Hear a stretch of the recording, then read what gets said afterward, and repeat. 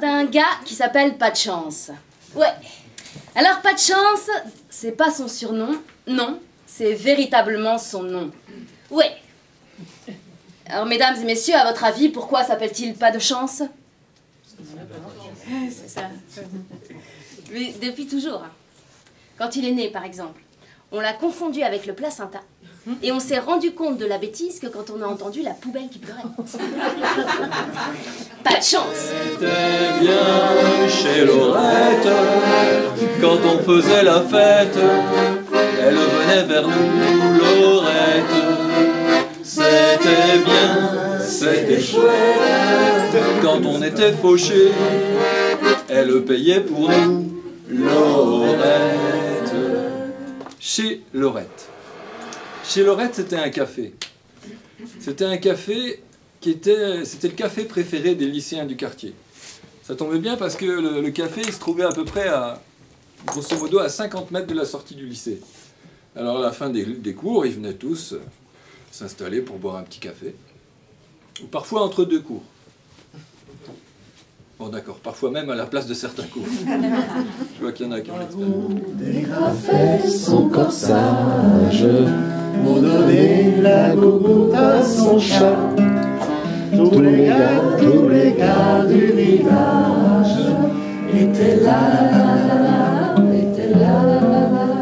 Et Margot, qui était simple et très sage, résumait que c'était pour voir son chat. Tous les gars du village étaient là, étaient là. Ce que je vous demande, comment faire pour me débarrasser de ces deux hiboux? Je veux qu'ils partent tout simplement. Enfin, dit les scientifiques, monsieur Boudou, vous vous rendez pas compte? Deux hiboux disparus depuis 2 siècles, retrouvés dans votre chambre à coucher.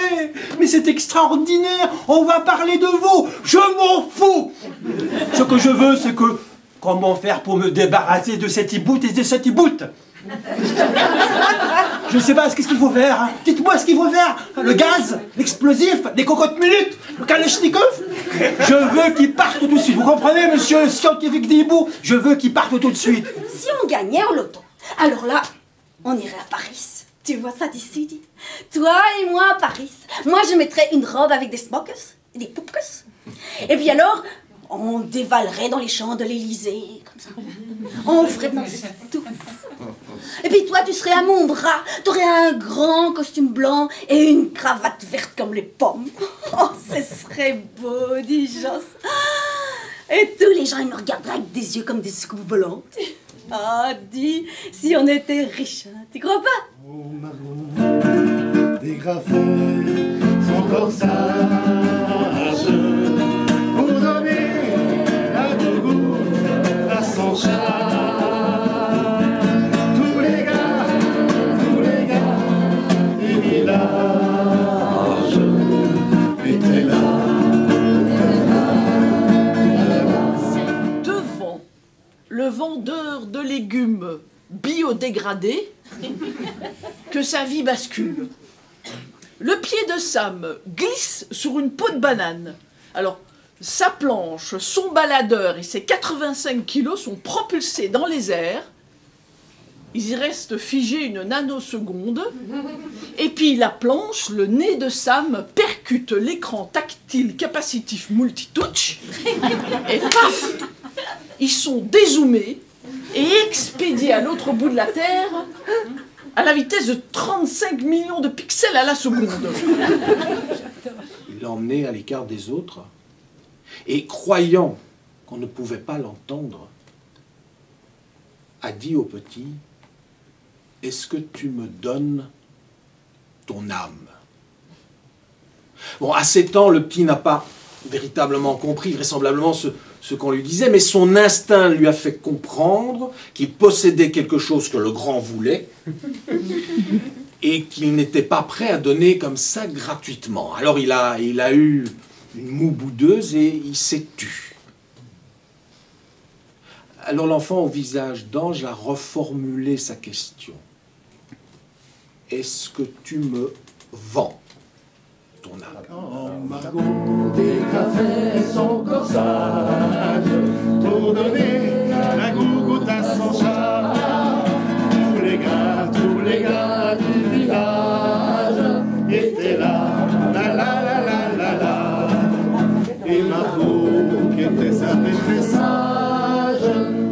muet, c'était pour voir son chat. Que tous les gars du village étaient là, la la la la la la, étaient là, la la la la la la, étaient là, la la la la la la.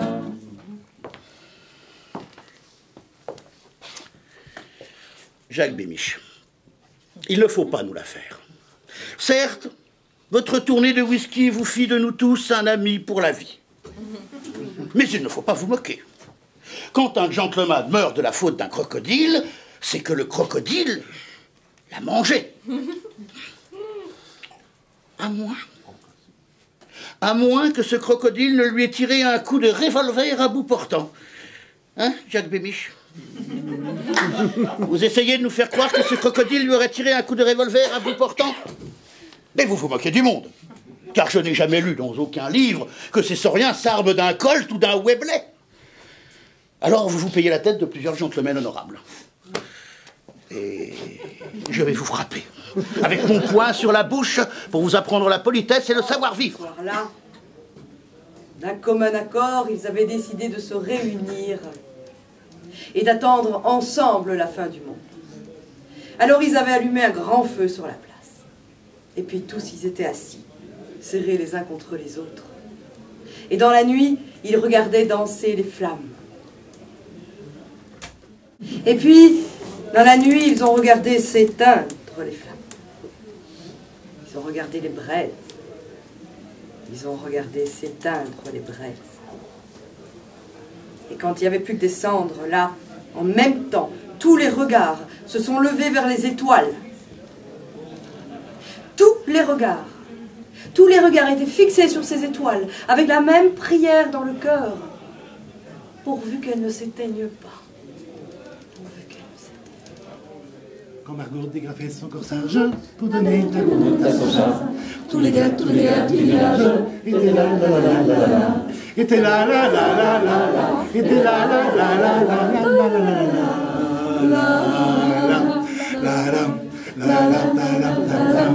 Et Margot, qui était simple et très sage, présumait que c'était pour voir son chat. Tous les gars du village étaient là, la la la la la, étaient là, la la la la la, étaient là, la la la la la la la la